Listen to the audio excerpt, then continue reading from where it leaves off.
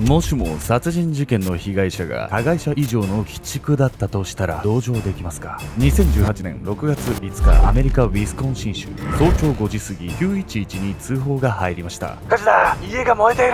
消防隊が現場に向かうと、屋根から火柱が上がっています。懸命な消火活動によりどうにか火を消し止めることができたのですが、すでに手遅れ。中を確認すると、そこには焼け焦げた男性の遺体が転がっていたんです。遺体を見ると死因が火事ではないことは明らかでした。なぜなら頭部には2発の銃弾を受けた跡があったから。ほどなくして逮捕されたのはなんと17歳の少女。この事実に世間が驚く中、さらに事件は予想外の展開を迎えます。どういうわけか、犯人の少女のために各地で人権団体が立ち上がり、デモが始まったんです。そして迎えた裁判の日。これは計画的な殺人です。被告人に終身刑を求刑します。対する少女はこう反論しました。ふざけないで、被害者はこっちよ。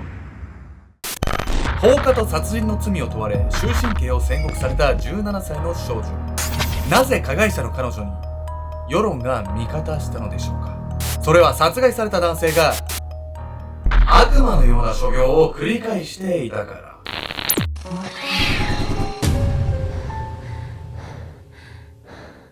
おつけんなんです。いや、宮子です。喉やばいね。どうしたの？本調子に戻らないの？先週戻ってきたな、戻ってきたな。とか出そうとすると出ない。アルゴで使わないからだよ。でもいつももうちょっとね、可愛らしい声が出てるじゃない？あーって。それが出ない。俺もやばいから、なんか二人してかかってんの。怖っ。あんたに映されたの？私と思うじゃん。俺も映されたやつ映したんかもしれない。鶏と卵的な？わかんないですけど。お互い様ってことで。いや、でもまあ俺のせいだと思う。ほんと申し訳ない。いや、私のせい。じゃあヤミクさんのせい。何よ。本日ご紹介するのは全米で議論を巻き起こしたウィスコンシン州対カイザー事件について。事件の名前聞いてもわかんないんだけどさ、論争巻き起こったぐらい有名な事件だったの？そうなんです。当時ね、17歳の少女が起こした事件なんですけれども、著名人をはじめ多くの人々がこの犯人の味方についたことでも話題を呼んだんです。どういう理屈で犯人の味方になるのかしら。そこがね、一番難しいところではあるんですけど、ぜひね、この動画を見ながら皆さんもね、その点について考えてみてください。というわけでね、早速少女がね、起こした事件から見ていければと思います。17歳の凶悪犯。2019年11月15日、アメリカウィスコンシン州の都市ケノーシャ。この日、ケノーシャ郡裁判所では歴史的な裁判が行われていました。被告人に終身刑を望みます。検察から第1級殺人罪によって終身刑を求刑されている人物はクリスタル・カイザー、若干17歳の黒人少女です。彼女は一体何をして終身刑を求められているのでしょうか？驚くことに、この日の裁判でカイザーに突きつけられた罪状は殺人及び放火、さらに窃盗というおよそ17歳の少女が起こすとは考えられないほどの凶悪犯罪だったんです。これ誰がどう見ても凶悪犯罪じゃない？終身刑が妥当なんじゃないの？いくら分かったとしても。アメリカの司法の原則からすればね、終身刑は免れない事件なんじゃないかなと思います。カイザーに対する検察の言い分はこうでした。被告人は被害者であるランドール・フィリップ・ボラー34歳の頭部に2発の銃弾を撃ち込み殺害しました。さらにその後、家中にウイスキーを撒いて火を放ち、ボラーの所有していた高級車に乗って逃走したんです。検察は計画的犯行であるとみなし、カイザーに終身刑を求めました。しかしこの検察の主張にカイザーは真っ向から反論。裁判長、私は積極的抗弁を求めます。なんとカイザーが訴えたのは正当防衛。ちょっと何この怖くない？殺人を犯しといて反論をし始めたわけ？どんなことあっても人を殺しちゃダメじゃない？それに変わりはないでしょ。彼女にはね、何やら賞賛があったようなんです。それが積極的抗弁。というわけで本日のメトラーキーワード、積極的抗弁について。積極的抗弁とは、原告や検察の主張する事実以外の事柄について被告側が新たな事実を主張して反論を行うことを言います。それが証明されれば罪の軽減を求めることができるんです。つまり原告が言っていることが正しいとしても、犯行に及んだのにはやむを得ない理由があったのだと主張できるわけなんです。しかしカイザーが犯した罪は殺人。これまでアメリカでは殺人事件の犯人に積極的抗弁が認められたケースがなかったため、第一審はカイザーの主張を退けました。その結果、カイザーは刑務所に拘留されることに。それでもカイザーは自身の行為を正当化するために積極的抗弁を主張し続けました。なるほどね。だからつまりカイザーには何か言いたいことがあるってことよね。その通りなんです。そしてカイザーは十分勝てると踏んでいたんです。彼女は一体どんな事実を法廷で明かそうとしていたのか。それは被害者であるボラーを知ることが鍵となるんです。ボラーという男。2018年2月、ウィスコンシン州とある民家から警察に通報が入りました。助けて、男にドラッグを飲まされたの。殺されるかもしれない。そう訴える声はまだ幼さが残る少女のようで、すぐさま警察は通報のあった家へ向かいます。その後パトカーを走らせていた警察が見つけたのは、下着の上にジャケットをまとっただけの少女がふらふらとよろめき歩く姿。警察はすぐに少女を保護し、何があったのかを尋ねました。すると少女は自分をこんな目に遭わせた犯人の名前を告げます。やったのはボラよ。ボラーってあのボラー？そうなんです。後にね、カイザーによって殺害されるあのボラーなんです。警察が保護したのは15歳の黒人少女でした。そしてその少女の証言をもとに警察はボラーの家の家宅捜査に踏み切ります。そして警察が押収したのはノートパソコン1台とハードドライブにメモリーカード、それに女性用のパジャマや下着など、こうした押収品の中でもとりわけ注目に値するのがおびただしい数の自動ビデオでした。その数なんと数百本。これらの中にはボラー自身が撮影したものも含まれていました。映像の中ではボラーが直接性的暴行する様子が映されており、被害者は12人いることが判明。そして少女たちにはある共通点がありました。それは全員が黒人の少女だということです。めちゃくちゃクソ野郎じゃないのよこの男。死んで当然よ。さっきどんなことがあっても人殺しちゃダメだとか言ってませんいやそれはそれで、これはこれよ。ひでえな。でもさ、ボラを殺したカイザー自身も黒人の少女だったわけでしょ。そこがねポイントなんですよ。徐々に話がつながってくるんです。警察は押収した証拠品をもとにランドール・フィリップ・ボラーを逮捕。ボラーにかけられた容疑は児童誘拐及び児童に対する第2級性的犯罪など、これは通常ならば最長で懲役40年に当たる重罪です。ところがどういうわけか、逮捕されたその日のうちにボラーは釈放されているんです。しかも保釈金なしという信じられない条件での釈放でした。ちなみにボラー殺害の罪で拘留されたカイザーの保釈金は100万ドルに設定されていました。それを考えてみてもボラーがいかに異常な条件で釈放されたのかがわかります。そして実は警察がボラーの自宅から押収したビデオの中にはカイザーの姿も映っていたんです。一体ボラーとカイザーの間にはどんな関係があったのでしょうか。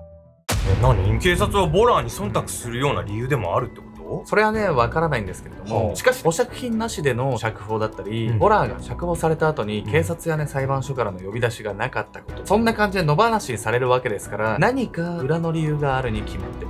それにしてもやっぱりボラーはカイザーに手を出してたってことなのよね。カイザーとボラーの関係性を深掘っていきたいんですけど、そうするとね、どんどん衝撃の事実が分かってくるんです。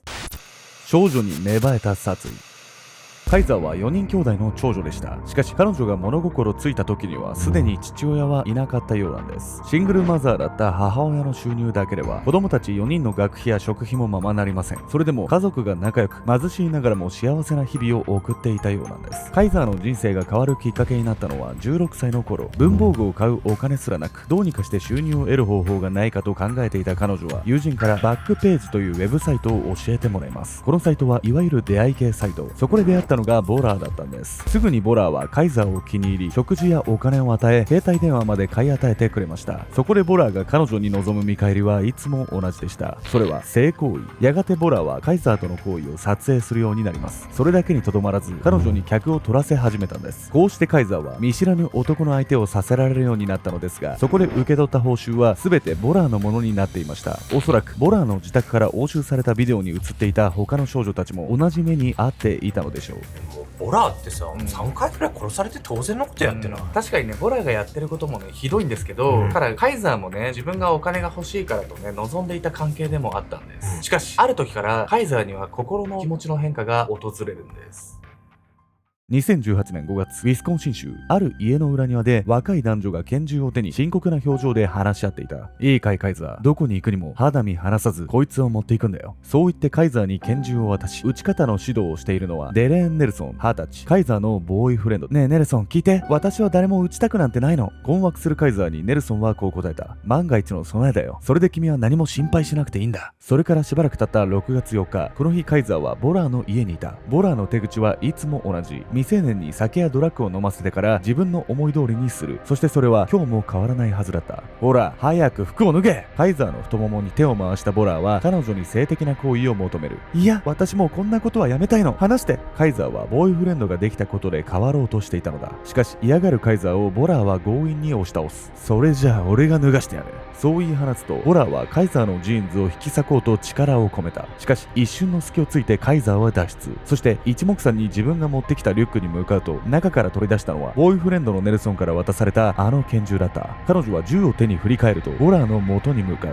そして躊躇なくボラーの頭部に2発の銃弾を撃ち込んだ。その後逮捕されたカイザーはこの時のことをこう語っている。ごめんねボラー、あなたは死ぬべきじゃなかった。カイザーは恋人ができたからもうボラとの関係断ち切りたかったってことよね。後にね、カイザーはそう証言してるんです。でもさ、カイザーの最後の言葉は後悔してるように聞こえない？そうなんです。カイザーはね、後に自分とボラ2人は被害者だと言い放っているんです。この言葉の意味は裁判で明らかになるんです。そしてこの後、カイザーの嘘も暴かれることに。カイザーの真の動機。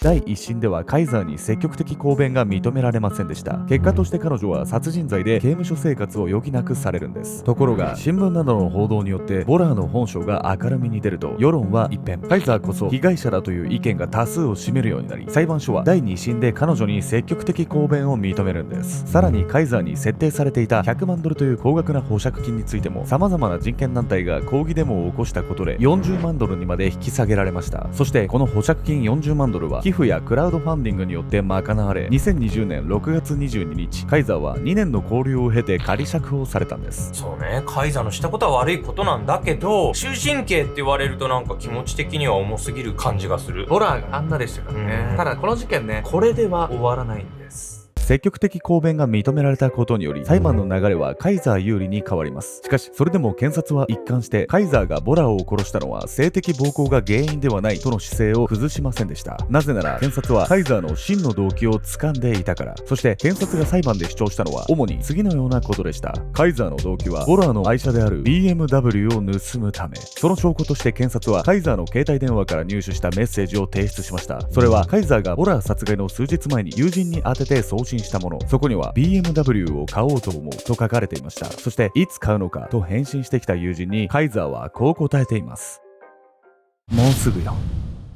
ちょっと話変わってくるじゃない。カイザーは最初からボラを殺すために家に行ったってことになるわよ。そうなんですよね。計画的な殺人、つまり第一級殺人罪に当たる可能性があるんです。そうなった場合ね、本来なら終身刑が義務付けられるんです。さらに検察は別の友人に届いた2通のメッセージも提出。これらはカイザーが犯行に及ぶ直前にボラーの自宅から送ったものです。そこにはこんなメッセージが並んでいました。あなたが望んだ時にいつでもやるわ、ベイビー。もういつでもやれるけど、今はピザを注文したところなの。彼が寝るまで待つわ。このメッセージの存在はそれまでの彼女の証言を覆し、計画的な犯行を裏付けるものではないでしょうか。さらに驚くことにカイザーは Facebook のライブ配信でボラーから盗んだ BMW を弟にプレゼントしたことを公表していたのです。いや、ちょっとやっちゃってないカイザー。これ擁護できなくなってきたわよ。僕もね、ヤミコさんと同じ気持ちではあるんですけど、実はね、アメリカでは世論が分かれてる。そのことにはね、カイザーが黒人だったということ、そしてボラーが白人だったということも含めて、根深い社会問題と絡んでいるんですよね。そして2024年5月、カイザーは司法取引を受け入れ、彼女には懲役11年が言い渡されました。つまりカイザーはボラーを殺害したことは認めるが計画的ではないとすることで減刑を勝ち取ったんです。カイザーが問われたのは第2級殺人罪のみで、その他の放火、窃盗、不法重火器所持などの罪には問われませんでした。12人の黒人少女たちから性的搾取をしていたにもかかわらず、罪に問われることもなく保釈金なしで釈放されたボラー。一方、そんなボラーを殺害して財産を盗んだカイザー。今回の事件はアメリカに根強く残る人種差別も絡む難しい事件なんです。世論はカイザーの味方をしていますが、彼女が殺人を犯したのは紛れのない事実。また何らかの力によってボラーが罪を逃れたのも事実。そしてカイザーが未成年だと分かっていて売春をしていた人たちが何の責任も問われていないのも事実なのです。あなたはこの事件の真の加害者は誰だと思いますか？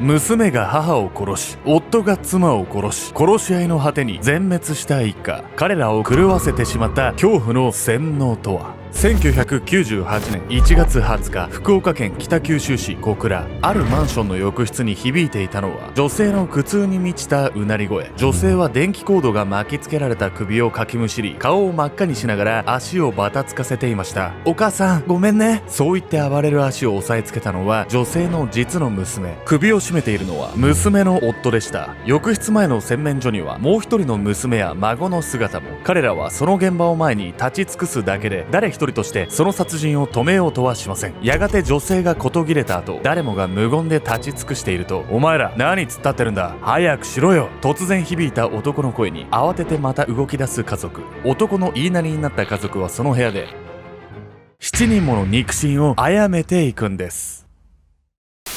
罪悪感と悲しみを抱えながらも誰一人殺し合いを止めようとはしない一家。平和な日常を崩壊させたその男は一体何者なのか。7人もの死者が出るその過程で、その男は一切手を汚さなかったんです。